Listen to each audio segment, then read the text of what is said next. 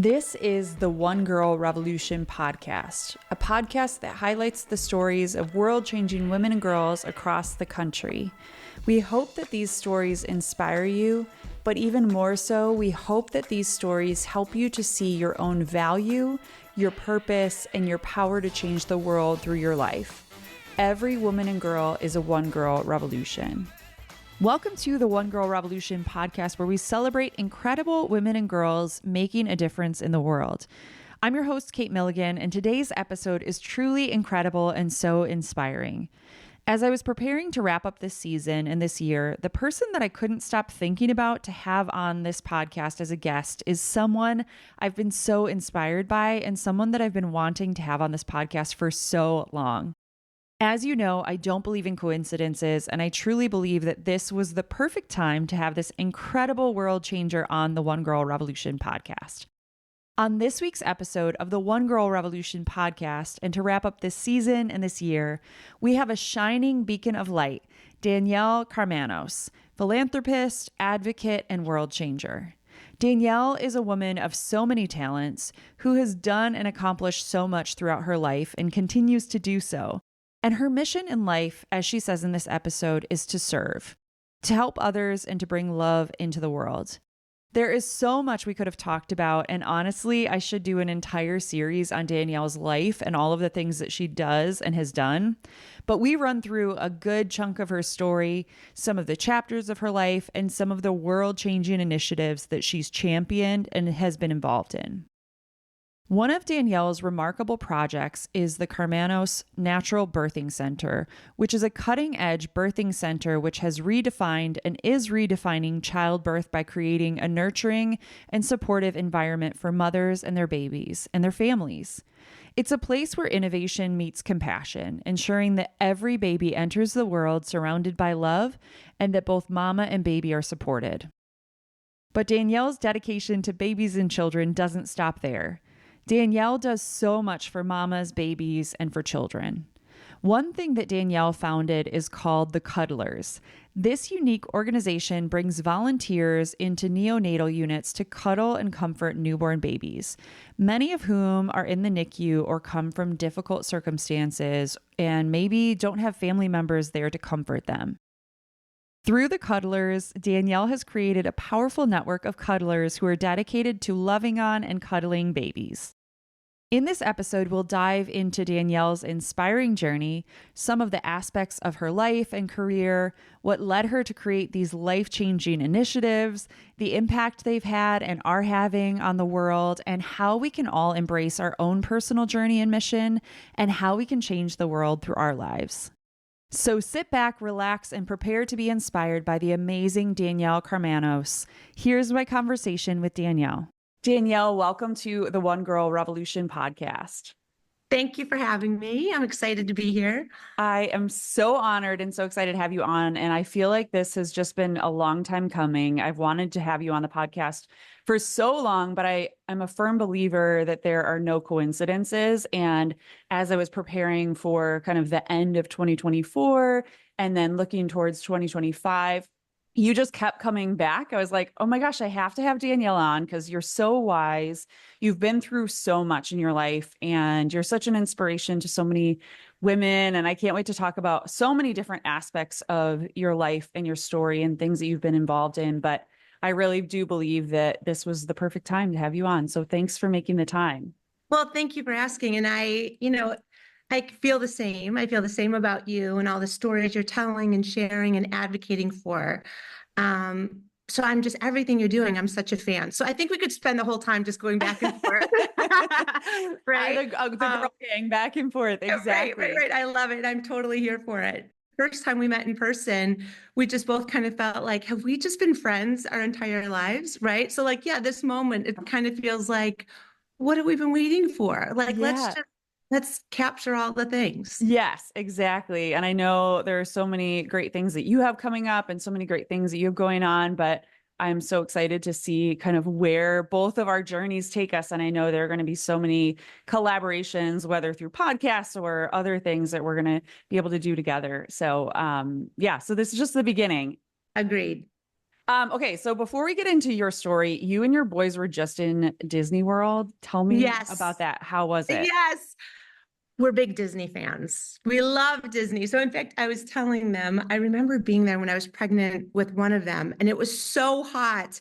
I thought my water broke, and it didn't. And poor Pete, I was like, come on, this is fun. And in hindsight, I'm wondering, was it fun? But, there's just always something so magical about Disney. So, three of my four sons play travel hockey, and one's very into theater and film. So, it's a very intense time, but we managed to capture like 2 days right before Thanksgiving. So we were actually in the Disney parks for about a day and a half, and we walked, I was tracking on my little Aura ring, 51,000 steps, which is insane. One of my sons, he's recovering from foot surgery, so not my best parenting moment, but yeah, it's just, it's a magical, happy place. So I'm a big fan of Disney cruises. I was just talking to a friend about it, and they're like, is it really a vacation? And I said, well, let's get something straight. A family trip and a vacation are two different things. But if you're just going for fun, memorable experiences, there's just something magical about Disney. So yeah, we love it. And it kind of grows with them, which is nice. They love all the roller coasters. I like the food, the Dole Whip.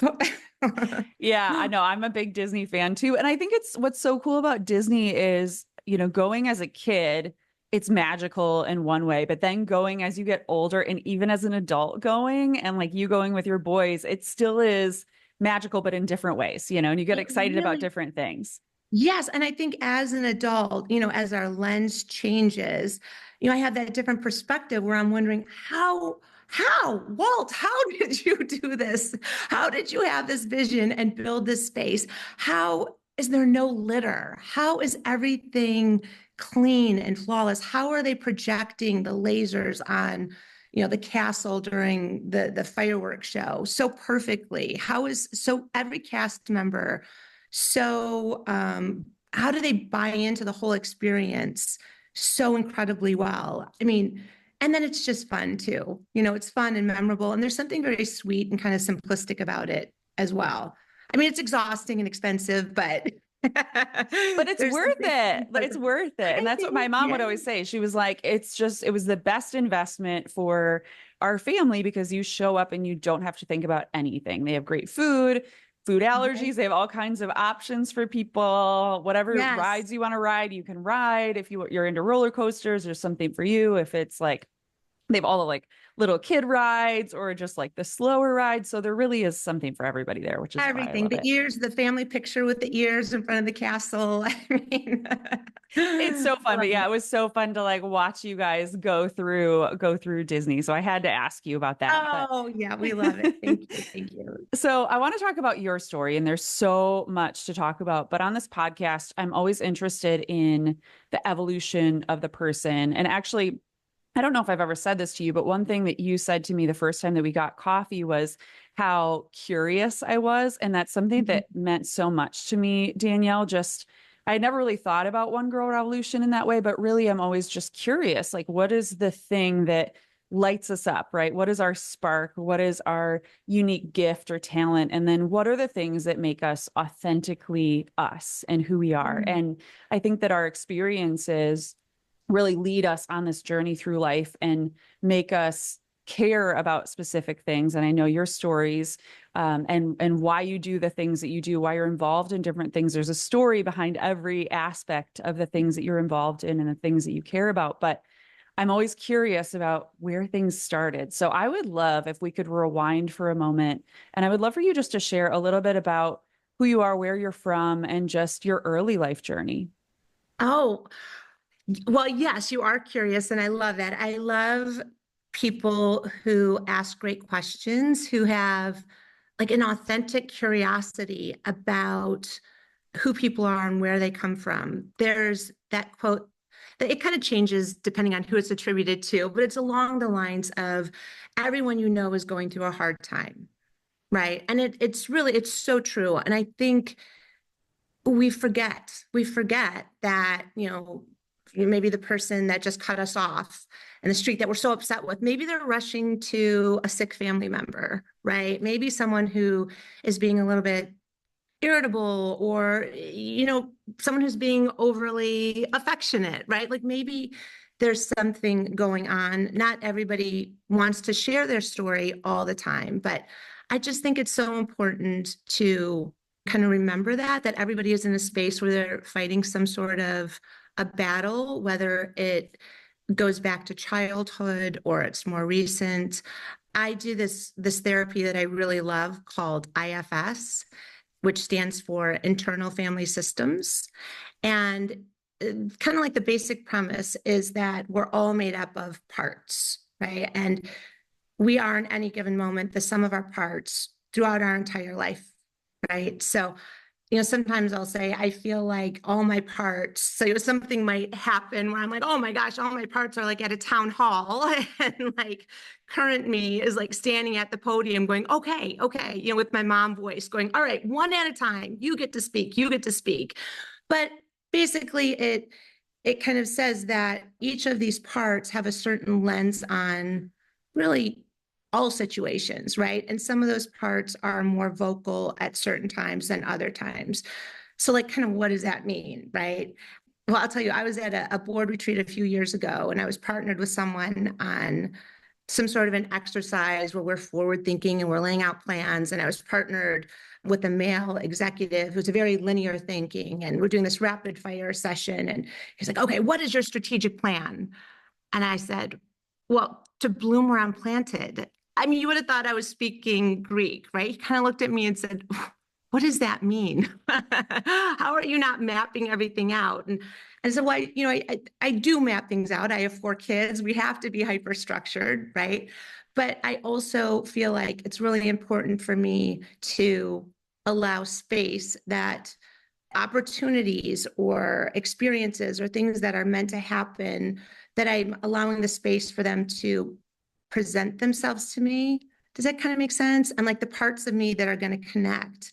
So that doesn't answer your question, but I'm getting there. So I guess I'm kind of laying the groundwork for saying, like, where do all these parts come from that make me me? Because it's kind of like a little bit duplicitous, because I am saying, like, I do the work on all these parts, but I'm not a person who generally spends much time kind of looking back. And I need to be better about that. I feel like I've been asked a lot recently if I am misunderstood a lot, or if people have like the wrong idea about me, or like they don't really know me. And it's not necessarily a negative question, or it hasn't been framed to me in a negative way. And I just kind of say, I don't really think in that way, right? I don't know, right? I'm just kind of doing the best I can. But certainly my experiences bring me to this moment and frame who I am. So my parents had me when they were very young. They got married because they were pregnant with me, which makes me very happy I was even born, right? That in itself is a miracle. I was raised by a single mom. My parents divorced when I was 3, and we lived in a tiny flat above my grandparents in East Dearborn. It was a 2-bedroom, but it was really like my mom's bedroom was more of just kind of like a closet that we called a bedroom. But it was kind of like all I knew. I mean, we didn't have any money. I was the kid at the public school who's like getting the free lunches. I love the lunches. I love the lunch ladies. So I thought it was great. But from that time, my mom always worked. She went to school full time. She started by going back to get her associate's degree, and then kept going and kept going. And by the time I was a teenager, she earned her PhD, which is incredible. So on one hand, you have that was my example, right? Just that grit and that grinding and that perseverance. As a parent and with my 4 kids and just how busy it is, kind of like seeing that lens of that was a lot. And then my dad, I would see every other weekend, and he lived in Detroit, and he had a printing business and then a pizzeria that I started working at when I was 12. And my dad is pretty scrappy, and he's a street fighter, and he would get in lots of fights, and I'm a firstborn. So I love my dad very much, and I can kind of laugh and say, oh, that's just my dad. But I think, kind of across the board, there were situations that certainly presented as traumatic or trauma for me. Again, kind of like talking about the sum of the parts, I am able to like feel immense gratitude that they have given me a lens that feels a tremendous sense of responsibility to give back. I feel an undeniable amount of empathy towards kids who are suffering or feel vulnerable or scared. I am almost incapable of not running into it. So I think that kind of going back to the beginning stems from all that. There are other things I kind of forgot about until I was talking to my kids recently. Like, I was class president. I, was an athlete. I did all those types of things. I remember starting a club for my girlfriends when I was maybe like 8 or 9, just to not nothing exclusive. I was also voted most congenial because I loved being friends with everyone. But does that answer your question? Yeah, that answers it. Yeah, Yeah. Okay, that was kind of a just a little lot and bit. all over the place, but it's No, kind of a big question, it's a right? big question. And I think it's always, yeah, it's always hard. Like, how do I tell my life story in a You few right? minutes? But just, I'm always curious, kind of like the beginning for women's stories. And then, went from there, you went to Wayne State University and ended up studying journalism, which to me, I know that there's a thread of storytelling and, through your own story, but also this passion for helping other people tell their stories. And that's a big part that you and I connect on too, where it's like we want to create spaces for people's stories, not just women and girls. Obviously, this podcast is dedicated to women and girls, but for all people to know how to tell their stories. And there's such a power in knowing how to talk about the things that you've experienced, in different situations. And so anyways, you went to Wayne State University and studied journalism.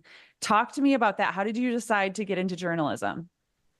Well, first I went to a small school in Tennessee to play soccer. And actually I had an academic scholarship and I got there and I was a small town. I said, oh, this is not for me. Like I'm a city girl. I'm a Detroit girl.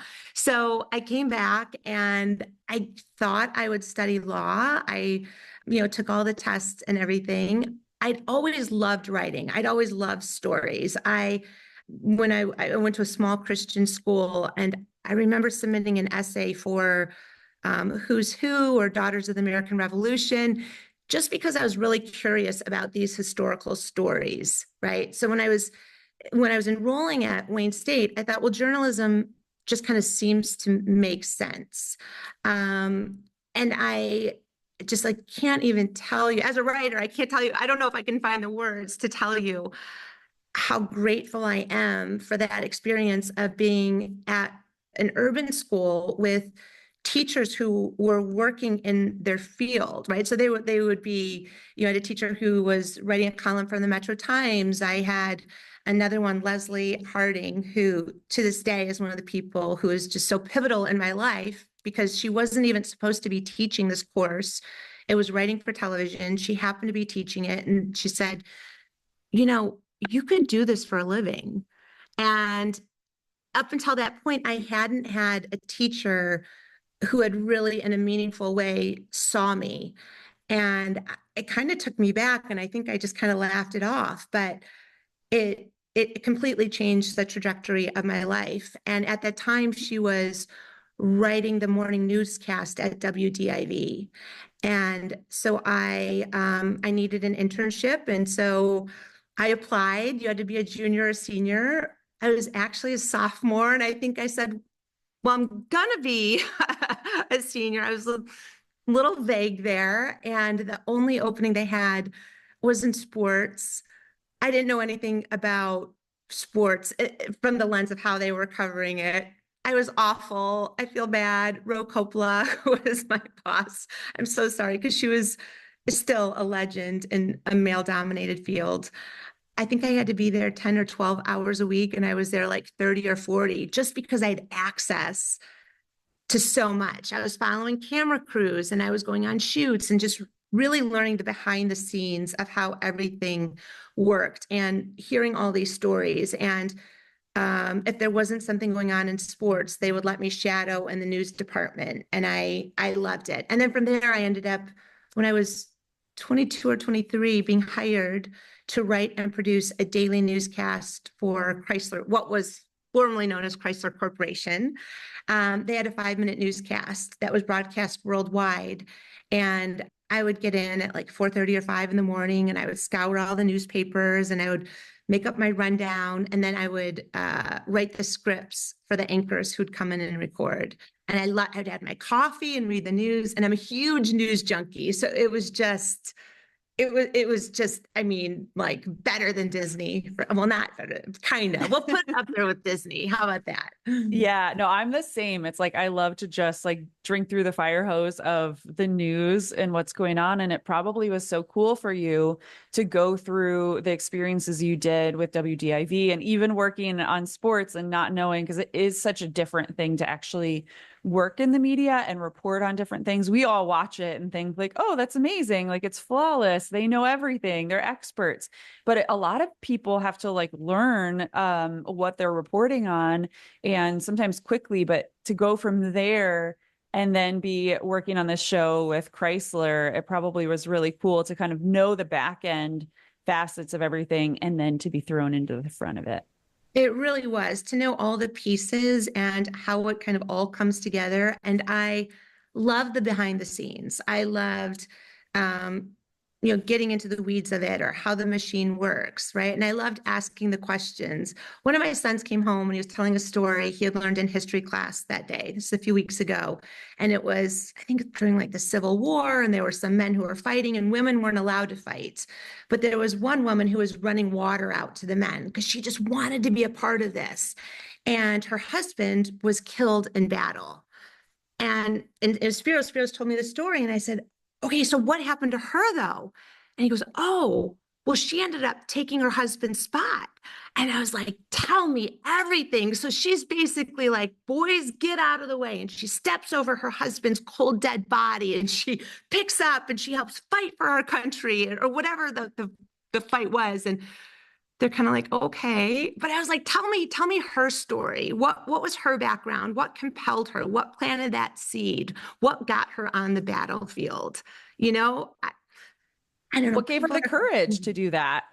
Completely. Yeah. Right? What was that like undeniable pull, that compelling conviction to put herself in harm's way because she had to do this, right? I really think everyone has that story. Everyone has that thing that they're pulled to or compelled to. And that's the curiosity that I love and admire so much in you, is you see that in everyone. And you're kind of just curious about, where does that come from? What is the catalyst for that story that kind of unleashes that part, right? Whether it's fighting on the battlefield, being a teacher, hosting a podcast that's revealing these stories. Where does all that come from, and where does it take us, especially around AI and chat GPT, right? We spoke to the 8th graders a few weeks ago, and Denise Illich was with us, and she has incredible stories. And I don't know if it resonated or not with the kids, but I was trying to say, I try, Kate, I try. But my promise was kind of, EQ over AI, right? Like AI can put the icing on the cake. AI can wrap a beautiful present, right? But it can't create grit. It can't get to the emotion. It can't get to the survival and the perseverance, the emotion, the raw emotion of what makes you, right? What compels me. So I just think as we're moving forward, it makes really authentic stories that much more important, because it's going to be really easy to just kind of gloss over these stories, right? I totally agree. Their package. So yeah, it's so important, and it's so important for people to tell their stories, because as you were talking, I was thinking about so many stories that we've highlighted on this podcast where women don't even know how strong they are, or they don't know that they have the ability to go through, a really difficult situation and come out the other side. And then their story, once they're able to kind of work through it and talk about it and share it, it opens the floodgates for them to help so many other people.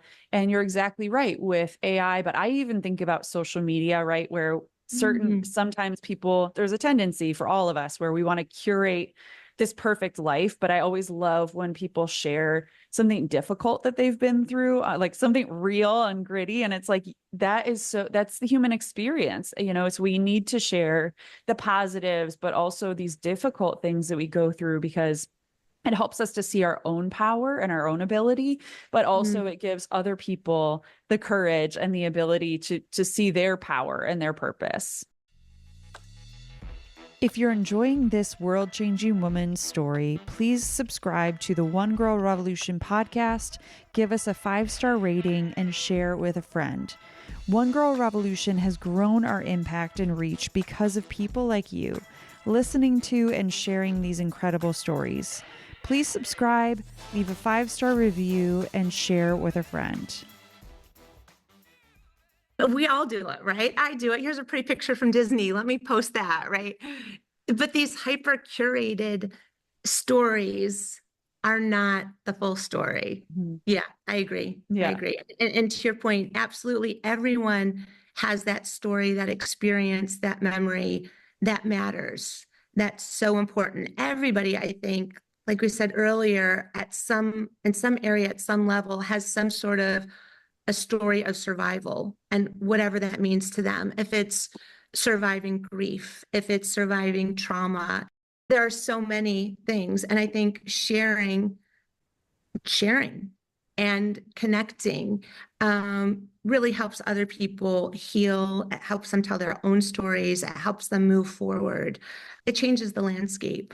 Yeah, it changes the world, right? Each and every one of us, we were put here for a reason, and we have a purpose. And I always say we're as unique as our fingerprint. And if we really believed that, and we saw that, Danielle, and I know that I'm preaching to the choir with you, but if we really believed that every single day, how differently we would live our lives. And so I think it's so important for us to share our stories. And I'm just so grateful to have you on the podcast. And we have so much to get through. So let's go.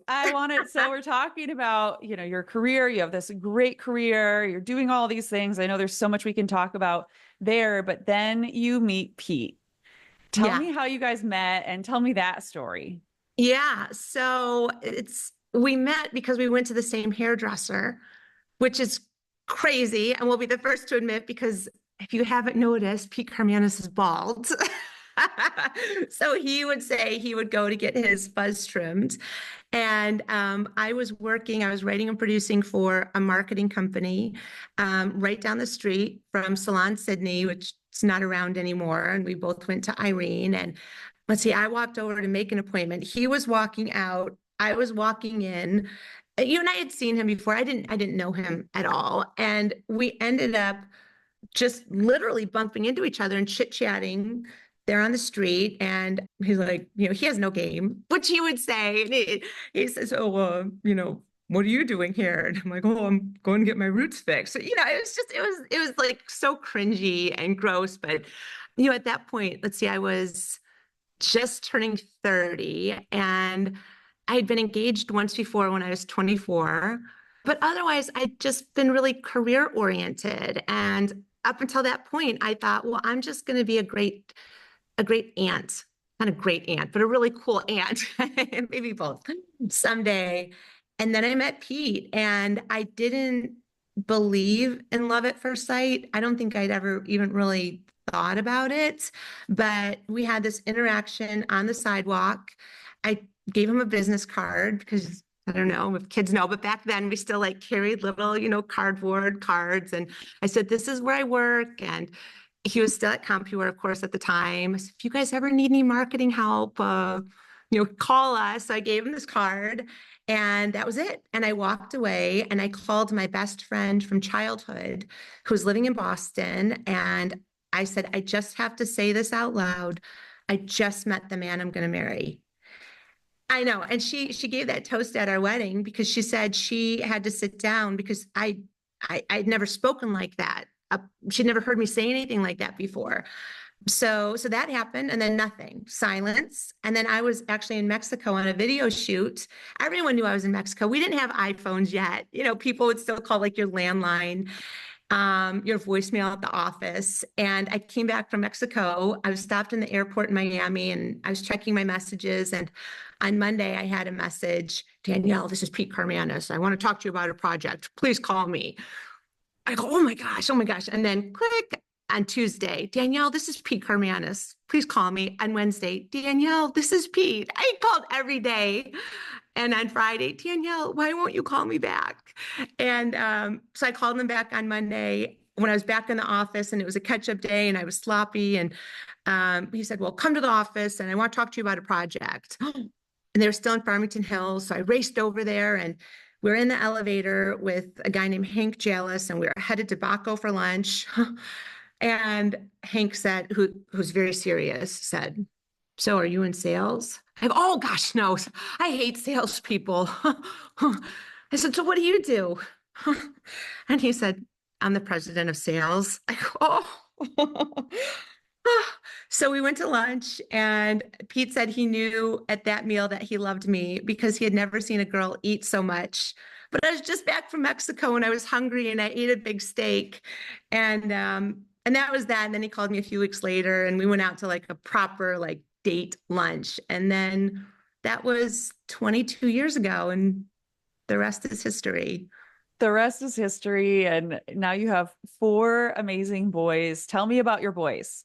Yeah. So kind of piggyback on, meeting Pete, and he had three grown sons, and they have families, and we were engaged. And I thought, gosh, I have to have the kid conversation. And we're driving down the road, and I said, Pete, you're the love of my life, and we're meant to be together. And if you're not open to having kids, I'll understand it. And in typical Pete fashion, he cut me off. He was driving, which is odd because I always drive because he does this when he's driving.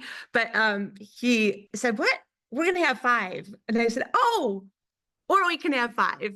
And so then we were married for 5 or 6 years before we had kids, but we had our twins first. And then, of course, Pete's older, and I wasn't exactly, spring chicken when I started. I was 36 when I had my twins, which I think is considered geriatric maybe. And then I was 38 and 39 with the next two. But like as soon as the twins were born, we knew there was another one out there. Spiros was born, we knew there was another one out there. Kai was born, and he was 11 pounds. And one, our hearts were full. And two, I said, listen, this insanity has to stop. Enough, because they just keep getting bigger. But anyway, they're amazing. We had 4 kids in 3 years, and they're amazing little people. They're my favorite people. And I would say I really like them. Like I love them, which I should because they're my kids, but I just like really, really like them too. So it's a lot of fun. Well, and they're so sweet too, because even when you and I met at that event, gosh, almost a couple years ago now at this point, one of your sons was there, and I know that they're really involved in everything that you and Pete are involved in, and they care so deeply, which was really sweet to see. And I think that's so important for parents to teach their kids that we can all make a difference. We can all do something. And so I love that your boys are so involved in everything that you're doing too. Oh, thank you. I think for both of us, having come from, Pete, of course, is completely self-made. And for me, coming, from my childhood and, being a firstborn and, having seen the things that I've seen, and there are so many stories, like my dad has been shot, there are like stories all like not normal things, right? That I think it's really important to both of us that our kids are, number one, not affected, that they really have empathy, that their lives are not normal, right? But they're very genuine, and they really care deeply, and they're all really hard workers. And I'm tough. I think, people based on what they see on social media will say, oh, you're a fun mom. And I hope, but I'm also really strict. and expect them to be good people who care deeply. There's no whining allowed, no spoiledness allowed. Well, you are a cool mom, and I do love seeing everything that you're doing, but also it's such a great example. Your boys are such a great example, your family is, to all of us, that we can all do something, but also it starts with us being an example, setting an example to the up and coming generations and loving on them and like helping them to see their power and their purpose as well. Because I think in this day and age, a lot of times, and maybe it's social media, maybe it's the connectedness with cell phones and all of that, we can all kind of lose sight of our value and purpose. And I think about even with kids, I love the stories, Danielle, and we've had many on this podcast of a little girl that saw a need and she just started, she was like, I'm just going to make a difference. And it's so beautiful, like the power that kids have, because they do have so much power, but also like the innocence, or, where they don't talk themselves out of doing things like all of us as adults. It's like, oh, I'm not strong enough, or I don't have the funding to do this, or I don't have this, or I don't have that. Like we can talk ourselves out of chasing our dreams, but I love the innocence of children, where a lot of times they can just be like, no, I have this idea, I'm just going to do this thing. And we need to encourage kids. And it doesn't necessarily even have to be, a nonprofit organization, but just they have a dream, or they want to be an actor, or they want to make films, or they want to be a scientist, whatever their thing is, to encourage them. And I know you experience that with your boys too. Yeah, dreaming, right? I was thinking as you're saying that, just dreaming and aspiring and working hard. And I mean, that's such a huge part of it too, right? Of course, here in Detroit, we're using the word grit a lot, which is great. I love the word grit. The Lions are gritty, but it's so all encompassing. And because really, when we think about most of the people that we admire or we aspire to be like, or we're drawing strength from, it's generally people who have grit, right? It's not people who are wallowing. And I don't mean that in a judgmental way, because everyone, like we said at the beginning, is fighting a fight, right? Everybody is in some sort of a survival mode, but it's the tenacity to have that grit, to keep working hard and keep pushing forward, and having visions and being aspirational, but also being willing to pivot as needed, right? Knowing in your gut when something is not right and saying, well, I thought I was going to do this, but I think I'm needed here, so I'm going to do that. And above all, having integrity. I mean, in my ethos, I don't think there's anything more important than integrity, right? Like you can plan on this, but switch to that. And that's great if that's where the need is, but you have to maintain your integrity, right? And how you're treating people, how you're communicating, how you're honoring yourself, how you're honoring the people around you. I think once the integrity is intact and you're building on that, you can continue to kind of aspire and get where you're going, fill the gaps. Praying, for me, it's prayer, meditation, and asking to be used. It's the holidays now, right? And we don't hesitate around lists of what we want, right? And I think we have to keep asking our higher power, and whatever that means, to us or your viewers and listeners, asking the universe, like, use me, show me, and being willing to see. And sometimes the growth is uncomfortable, right? Sometimes what's presented to us kind of pushes us to grow, be a little uncomfortable, to become the person we need to be, to help, to serve, but constantly asking, where do I go? What do I do? How do I serve? Just use me, just use me. I think all of us, me for sure, I am nothing more than a servant here. That's just it. Anything I've ever done has just been an act of service because I was willing to listen and be used. And, I've always, for me, I tithe my income. I've done it since my first check, when I think I was for my dad's pizzeria when I was like 12.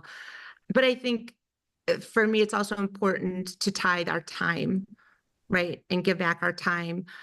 One, so it's blessed. And I don't think that's a selfish notion, right? I think we all want to be blessed. And that doesn't mean like a monetary bless of gifts. I mean, everybody likes gifts, but, but I want my life and my time to be meaningful.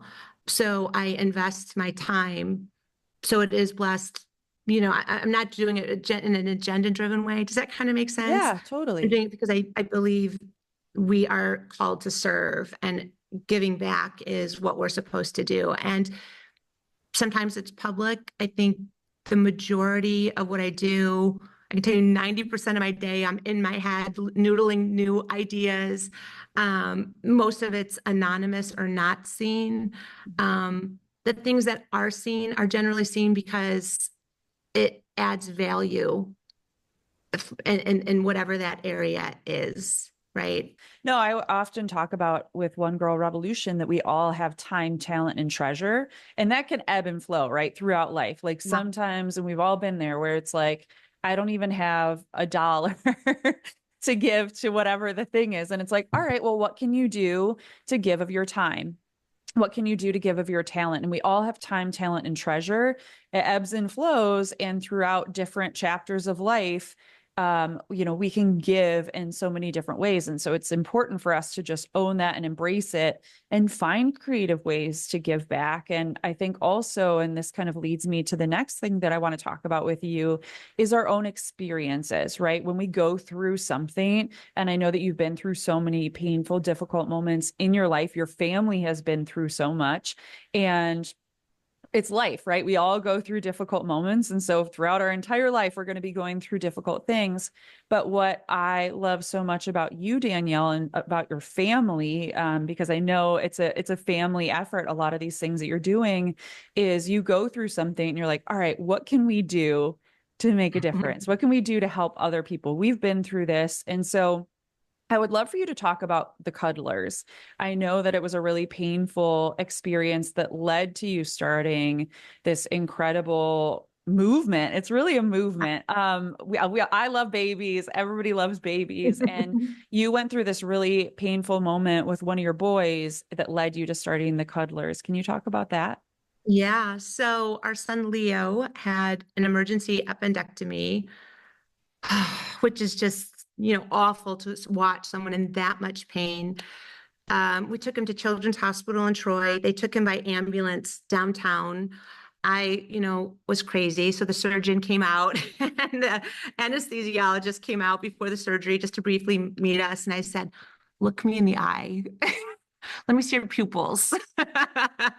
How's your relationship with your wife? Did you get enough sleep? And they're like, are you crazy? I said, yes, I am. Don't mess this up. But yeah, overall, it was I could cry. I might cry right now thinking about it. The moment I have a picture of, I will cry, like Pete holding, Leo's hand when they're wheeling him back to surgery. And he's just so vulnerable and scared and in so much pain just looking at us. But they were amazing. And the surgery went perfectly. And then he was recovering at Children's Hospital for a few days. And Leo's a twin. So I also have pictures of his twin brother, Socrates. And Sock, even though siblings weren't supposed to be in, like you can't keep a twin from a twin, right? So I have a picture of Sock, like Sock just had to get to him, right? And they were like cuddling in bed because he just had to know because they're like two halves of a whole. So in all of that, which obviously, was very traumatic, very painful, very scary, but I don't take for granted that I was very, very lucky that I had the luxury of being able to sleep in Leo's hotel room, curled up on a chair or on the floor. I didn't care because Pete could be at home with our other boys.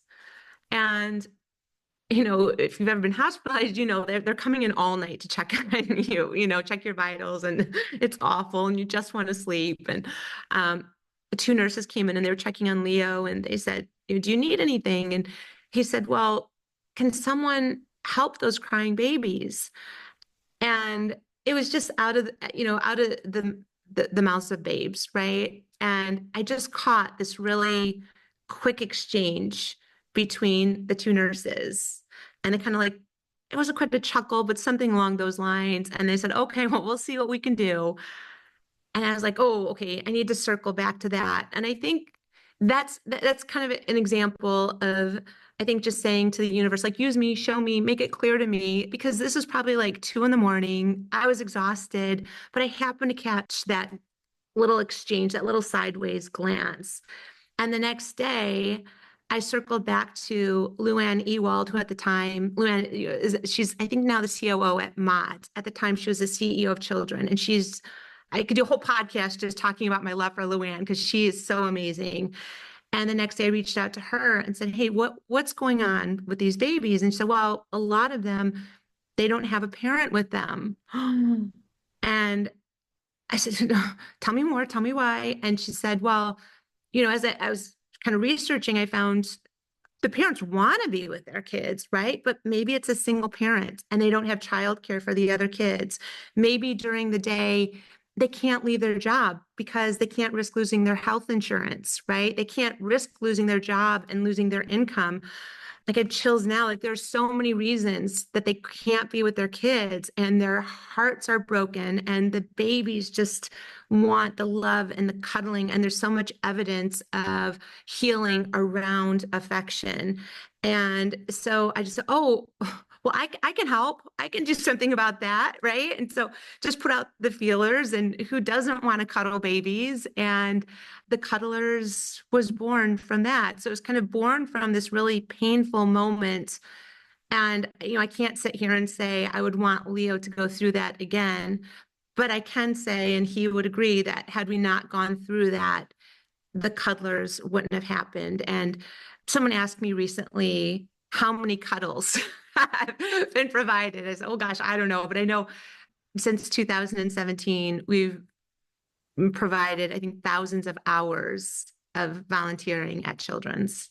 So it's incredible. And it's such a simple thing. Like, that's another thing we talk about on this podcast is a lot of times we think, oh, I have to do something big, right? Like, I have to start a nonprofit organization or start a business to make a difference, to make an impact. But I think about that little hug, or that little, like, just cuddle, just how we all can feel a hug from someone and it can just change the way that our day is going. And you think about with little babies, like, it's probably so scary for them. They don't know what's going on and they're in the hospital, and just to have somebody hold them, like, how beautiful. It's very simple, but it's something that all of us can do, right? Everyone can get involved and just volunteer at your local hospital to go and cuddle little babies. Yes. Yeah. And the Cuddlers are such special people. During COVID, the Cuddlers had a really hard time. They were really missing the babies and longing for that. And so I started a weekly Zoom with them just so we could touch base and connect. And we ended up making care packages for seniors because we're like, okay, who can we serve? Who can we help? Who is vulnerable right now? And we were all reading about seniors who were just really isolated and alone. So we kind of pivoted to the seniors, and then post-COVID, we've now pivoted back to the babies. So yeah, it's the call, the awareness, it's asking the questions, it's the camaraderie when you don't know the answers to the questions, saying, what can we do? And kind of percolating. I love the idea of percolating. I love percolating and I love brainstorming, right? You kind of get those two together and you just kind of see what happens, and it goes in some really amazing places. Yeah. Well, and just to have an idea and say, you know what, let's try it. I think it's so important for us to all think about that. Like, if you see something, or being in the hospital, Leo being like, can somebody do something? It almost is funny. Like, it almost feels like it should be in a sitcom, like him being like, can somebody turn off the baby crying? Right.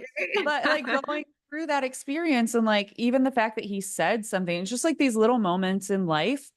Sometimes we miss them because we're not paying attention, but it's so important. And I try to remind myself of that. You never know, like, in a conversation with someone or a little experience, it doesn't necessarily have to be some big thing that's life-changing for us. Sometimes it's a little spark. Like, one of my friends talks about spark moments and how throughout life, like, we get these spark moments, and really the story is what we do with that spark. Sometimes we don't have the courage to do something, or we think like, oh, you yourself, Danielle, you're involved in so many different things. And it's like, Leo's there, he says what he says. And then it's like, You easily could have been like, whatever, move along to the next. I have 4 kids, I have so much going on, but you paid attention to that spark. You paid attention to that little moment. And now it's allowed so many other people to help to get involved. And I think that's also another thing that we see in this world where people want to do something, but they just don't know how. They kind of almost need to be like told or given an idea. And Mhm. you did that with the Cuddlers. And now there are so many people that are able to get involved. And you've blessed so many people, like you said, babies, but also their families through it. And then what you were doing during COVID with the seniors, that's a forgotten about population as well. That so often, they're lonely and they don't have family visiting them. And we can all do something, whether it's sending Christmas cards. That's what I've been thinking about recently, is Mm. like we could all send Christmas cards to our local senior living facility, and you just never know what one little thing might just change their life, change their Yeah, day. the little thing, which might actually be a really big thing, right, to the right person in the right moment.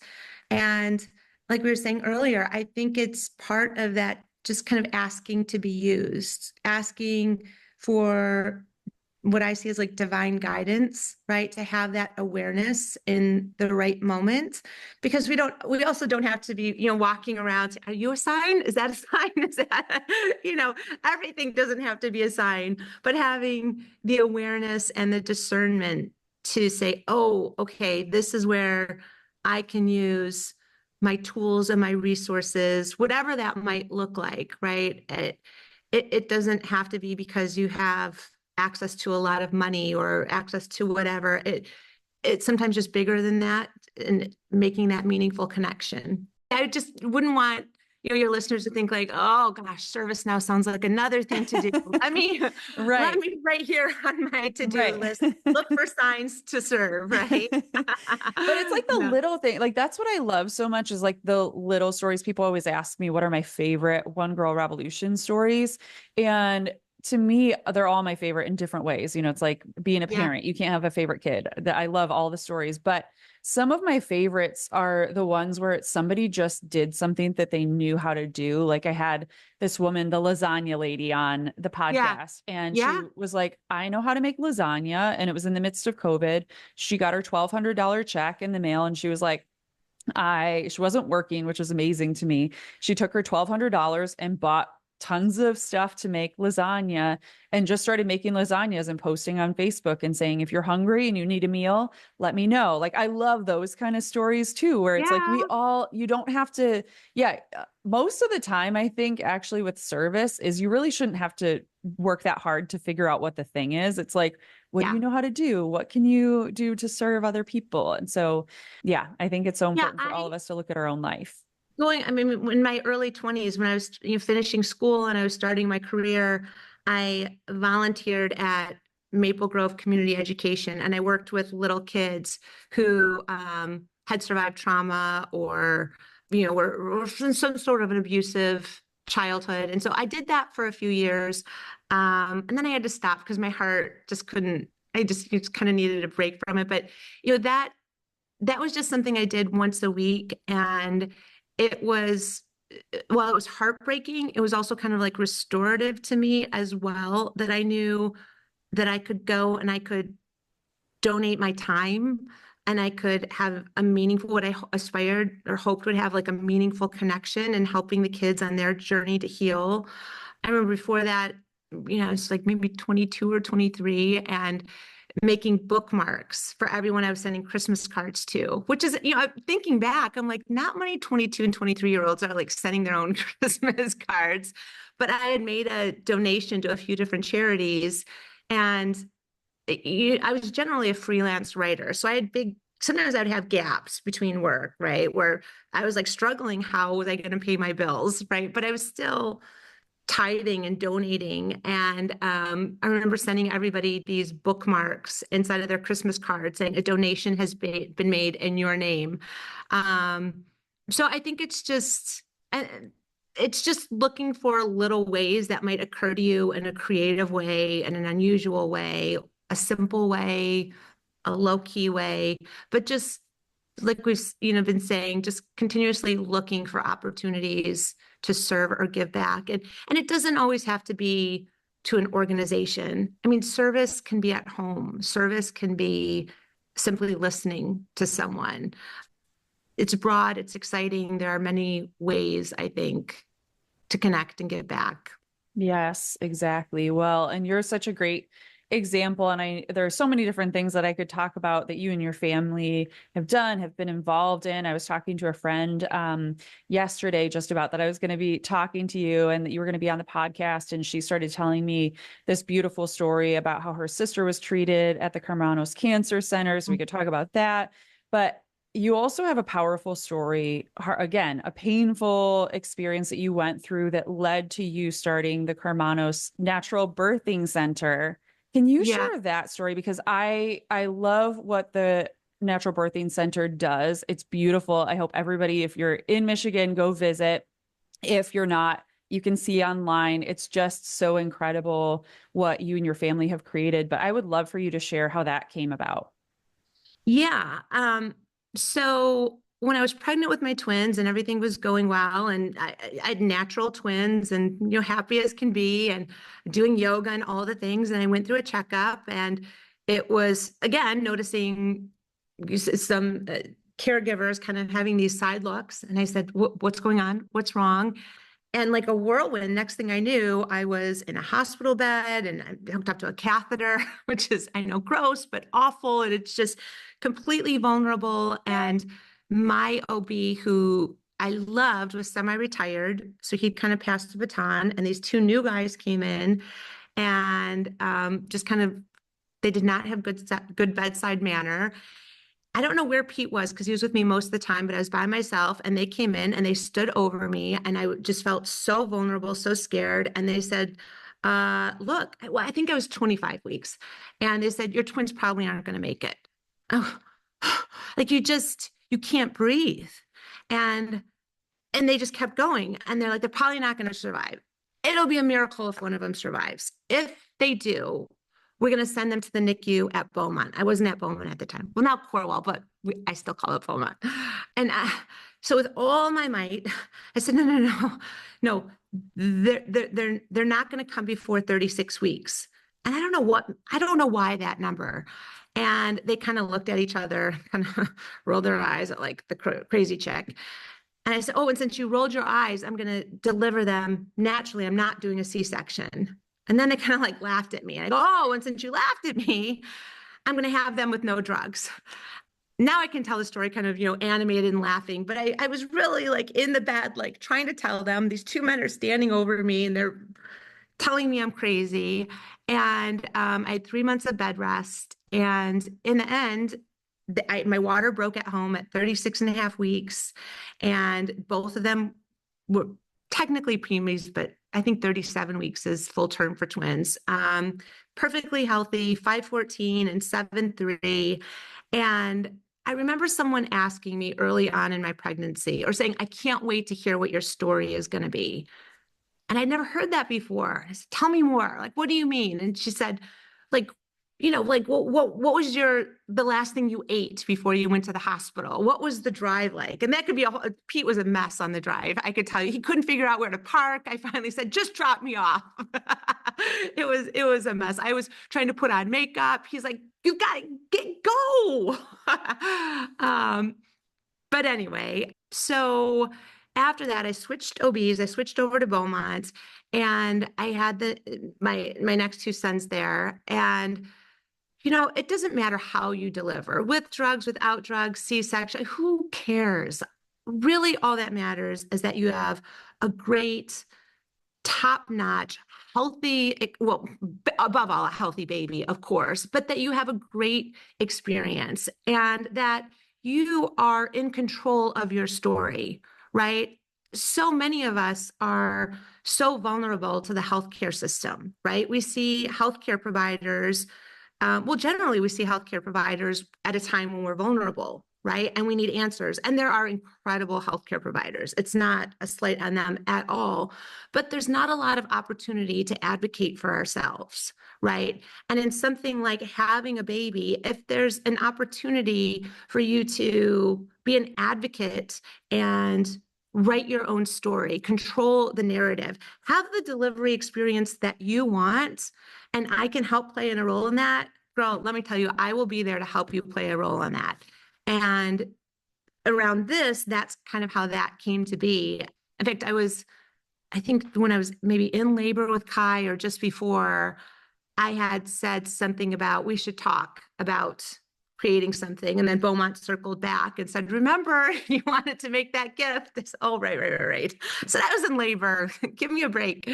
But so we started meeting, and it was funny because Beaumont came to the first meeting with like a vision board and all these colors and fabrics of what they wanted to create. And I think they probably hoped I was just going to write a check and then that was going to be that. But I'm not that person. I was showing up, and they brought this vision board and they said, this is what everybody else around the country is doing. And I said, that's great, because that's exactly what we're not going to do. Like, we're not doing any mauve and sea foam. It's not going to be ugly. We're going to create this beautiful space that feels like home. For Pete, it was really important to have access to all of the emergency equipment in each of the rooms, but have it hidden. I hadn't really thought about the trauma, because with my twins, I had, even though I delivered naturally with no drugs, they made me deliver in an OR just in case. And I hadn't really thought about the trauma for the dads, because Kate, let me tell you, girl, when you have kids, you are not worried about your husband having a traumatic situation. The husbands will be fine. Pete was like, can I have some apple juice? And I go, oh my gosh, can it be about me? Anyway, but I did understand, especially for someone like Pete, who has had really traumatic experiences in his life around healthcare and hospitals. For most people, hospitals, like my grandma used to say, I don't want to go to the hospital because old people don't come out. Hospitals are scary places. People are usually going to hospitals because something bad happened, right? I really wanted this to be an opportunity. I mean, what's more beautiful than having a baby, right? Let's empower these women. Let's create this beautiful space, and let's have all the emergency equipment, but hide it so it's not like this ominous thing kind of hanging over. So that's what we did. And we offered, we invested in additional educational opportunities for the nurses and doctors, the delivery nurses who are, if you've ever wondered if you've met an angel on earth, it is a delivery nurse. I mean, they are just, after I had Spiros, who hurt the most, and he was 9 pounds. And at one point during the transition, I was like, maybe I can't do it. Maybe I do need the drugs. And the delivery nurse, as I remember it, took me by the shoulders and said, you can do this, and maybe hit me across the face. I don't know. And I did it. And I sent her the biggest bouquet of flowers the next day. And I said, to the only person that I loved having yell at me or something. So anyway, that's how the Center for Natural Childbirth came to be. And our patient satisfaction rating is like 99.2%, which is pretty crazy when you think it does hurt a lot. But it's been a great experience, and it's been a great space just to allow the women who want that experience to be able to have it, right? And not be told, no, you have to do something else. Yeah, it's really empowering women. I know that empowerment gets thrown around a lot, but there is a crisis when it comes to women's health in our country, and even maternal health and infant mortality rates. Like, we don't talk about all of these different things. And even I've had multiple friends recently that have had their first babies, or even my cousin right now is pregnant with her first. And it's so scary just because you don't know what to expect. And so you're really building, the center is building this support system to walk with women and say, okay, what do you want? How can we make your birth plan happen? And I want to see more of that in our world. I think all women do, just to have that support system where whatever they want. And there are situations, right, where babies have their own plan. And so they come when they want to come, and sometimes things have to change, but having a support system and having a space that is so beautiful, like looking through the pictures of the center, it's like, I want to live there, Danielle. Like, I know. I just rent an apartment till it's so beautiful. And that's what you would want as as a woman going through birth, I think that it's such a powerful moment too. You're bringing this little human into the I world, and just know. having that love and support is so important. One Girl Revolution is a nonprofit multimedia enterprise that is dedicated to highlighting the stories of world-changing women and girls. Many of these stories have never been told before, and others have never been told in this way. We create the space for women and girls who are making a difference in the world to tell their authentic and inspiring stories. Help us tell more stories in the new year. Please consider becoming a monthly donor to support our work. Every dollar counts, and every dollar goes right back into the work that we're doing. Consider giving $5 or $10 a month, and I promise your gift will make an incredible impact. Donate today at onegirlrevolution.com/donate. Since we built it, I've been threatening to go back there just to take naps. Right. And we have the delivery beds are these big, like queen size beds. So if the husband or, the partner wants to sleep with the mom who just delivered, I said, oh my God, that sounds awful. Like if ever there was a time when like I wanted my space, but it really does create a beautiful atmosphere. And I know like, with Pete, and I'm sure your husband will do the same, like Pete slept in a chair. Well, actually with my twins, by the next two, I think he was like, you're fine.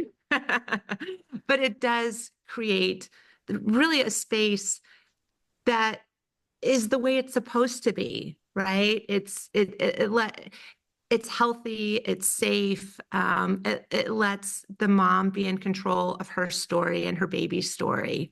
Yeah. Because she should be.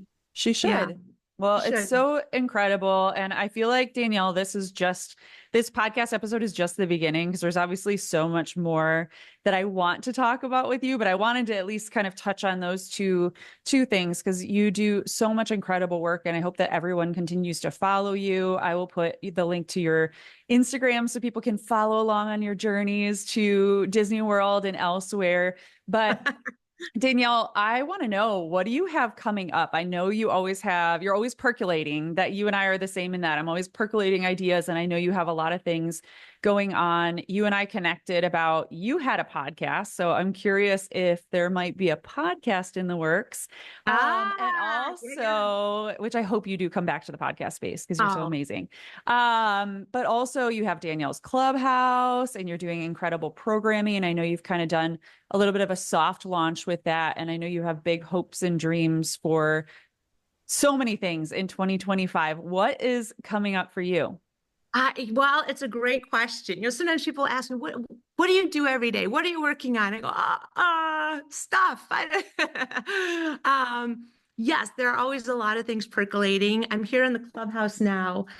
I'm really excited about this. This is an idea that's been percolating. I want to say for at least 10 years, but maybe my entire life. This is going to be a space for a clubhouse for women. And we're working on the programming. As you said, Karen Buscemi, who's incredible, who was the editor of Style Line magazine, and she's done so many great things in the community for 30 years, has just come on as our COO, and she's going to be overseeing the programming. And it's going to be an amazing place the vision is for it to be an amazing place for women to connect and share their stories through lectures. We're going to have lectures. We've been collecting data on what women want to hear. Hormones. That's a big one. And not just hormones around perimenopause and menopause. I mean, that's big, but also hormones around pregnancy, postpartum, hormone conversations for women with teenage daughters, right? Or for teenagers, because like, oh my gosh, it's a lot, right? And generally as women, we're just kind of figuring it out. We don't really talk about it. We get dismissed as, oh, she's PMSing. I don't know if people say that anymore. They used to, and oh man, did we deserve so much better, right? But we're going to have a lecture series around hormones. We're also going to have fun things like learning how to play mahjong. Is that how you play it? The tile game. I know that from Crazy Rich Asians. That's how I know. Yeah, there you go. So I haven't played, but a lot of people are interested in that. We're going to have some events like there's someone who's going to help us put on a poker night. I'm not a gambler, so I don't play poker, but it's basically a nonprofit that teaches women how to be savvy around money by playing poker, kind of uses it as the vehicle. We're going to have a book club. We're just going to create the space for people to come in and share their stories, to keep the stories percolating, right? To have this space for connection. I'm inherently an introvert, which I know seems like what, but I am very much I'm an extrovert introvert. But so we're talked about doing something around like the introvert social club and what that might look like. So really kind of creating something for everyone. We're doing a bigger launch in January of 2025. And I don't want to overcommit to exactly what the programming looks like in this moment, because again, kind of being open, right? I want to be open to the feedback and the programming and directing it based on the feedback and what people really want and where they want to go and what is meaningful to them, and supporting them in telling their stories, sharing their stories, connecting, investing, learning about business, learning about philanthropy. People will ask me, how do I even get started? I wish I knew all the answers. I don't, but I know there are a lot of people that together we can come up with answers. So it's creating the space for that. So I'm doing that. We're building some studios at Country Day for the film department. So I'm excited about that because this is the next generation of storytellers. And it's funny because my boys, they don't even really, they know I was a writer and all of that, but they don't even really know that I did more than that. So that's been exciting to watch that being built. And I think that department is so incredible, and they're creating such really meaningful, mature, sophisticated work. It's going to give them an opportunity to tell more of those stories. So that's going on. What else? As soon as we hang up, I'm going to think of 10 more things. Well, I think that this is going to just have to be, we're going to have to do another episode next year, just talking about, it's hard. Like when you're thinking about, and I was even reflecting on like, okay, 2024, like what actually happened? Because I feel like I blinked and then here we are, in December, which is crazy. But I know it's also like hard to think about like for 2025, but for me, it's always been a really exciting time because it's a, new year. People are like new year, new you, but there's so much opportunity. Like that's what I see. And I know that's how you view it too. Who knows what's going to kind of unfold in 2025. And I can't wait to continue to watch everything that you're doing and be a part of it, and obviously support in any way that I possibly can. And now you're in the One Girl Revolution fam and community. Oh, this is what I was going to say about the clubhouse and what you're doing is community is so important, especially for women. Right. Yeah. We're stronger together. We hear that all the time, but it's like, no, we actually are. We need to come together and share information. And even like with the Karmanos Natural Birthing Center, right, where it's like, hey, like I'm going to share information because every person's story and their journey is different, of course, but we shouldn't have to always recreate the wheel with every little aspect of life. And so that's what I'm so excited about the clubhouse and all the programming, because it's so, when you bring women together, powerful things happen. Absolutely. Absolutely. So before I let you go, Danielle, I always end this podcast on 2 questions. So I want to ask you, I know that you're surrounded by so many incredible women, and so this might be a difficult question. I know it's a difficult question for you, but if you could choose one woman, a one girl revolution in your life, who is a one girl revolution in your life? Because you are a one girl revolution. And that's why I wanted to have you on this podcast. And I know that it's hard to identify one, and maybe it's all the women that you're surrounded by. You can answer the question however you want, but who is a woman or girl that inspires you? Well, oh man, it's you're right. I cannot think of one. I mean, man, I if I was forced to, I couldn't, because like not getting into politics, but I'm thinking of like my friend Debbie Dingle, right? And I watch her sometimes getting in there and she's screaming, advocating for things. And I love it because she is so fiercely invested in fighting to protect people. I'm thinking of Luann, who we mentioned earlier.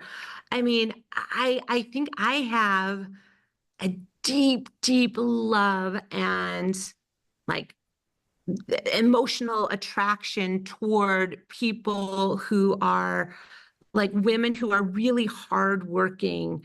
I mean, attraction in the sense that like I'm so inspired by, like I'm so attracted to people who are really hardworking and focused and passionate, right? Like I'm so enamored and inspired by women who are passionate about something. And my friend Grace, who owns American Coney Island, and she is passionate about her business and the community. I love Grace for that, right? And we're talking about hot dogs, right? But Grace's passion around community and her family's business are so inspiring to me.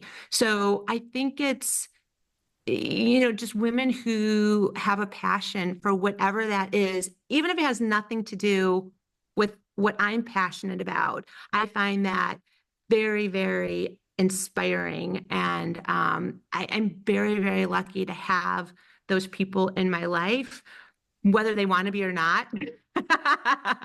Right? I'm going to see them and just go, oh, I just want to be around this in some capacity, right? They are the ones that give us the confidence, they make us stronger, they move us forward, they move the stories forward. And then it's the butterfly effect, right? We keep it going. Yeah, we need to surround ourselves with incredible women like that. And they're all around us. And that's what I love about One Girl Revolution is, again, you don't have to be passionate about some big thing or start a nonprofit organization. You could just be passionate about your job or Right. Coney Island or Coney dogs. And Absolutely. I that's mean, so powerful.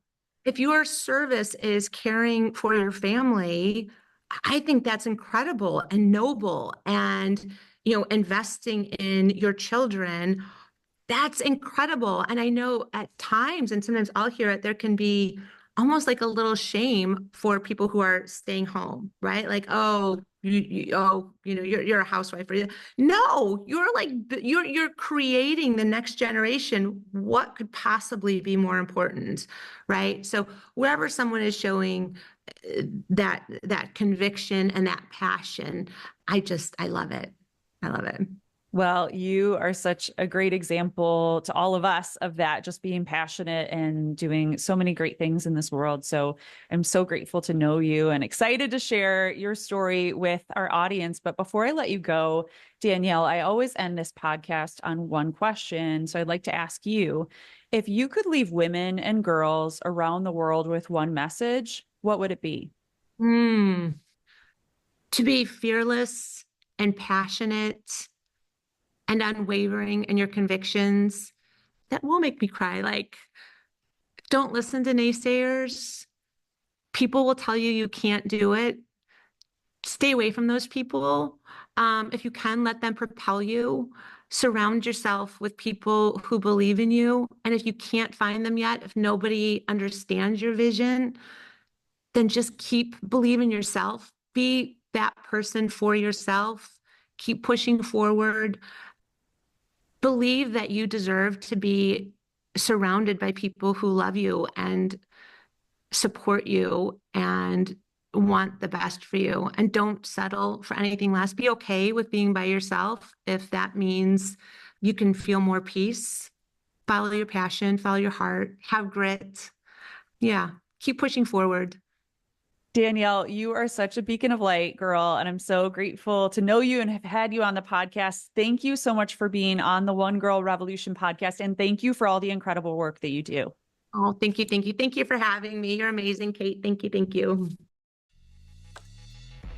For more from One Girl Revolution, to listen to all of our podcast episodes, watch our Emmy-nominated documentary series, follow us on social media, donate to our nonprofit organization, and more, please visit onegirlrevolution.com. That's the number onegirlrevolution.com.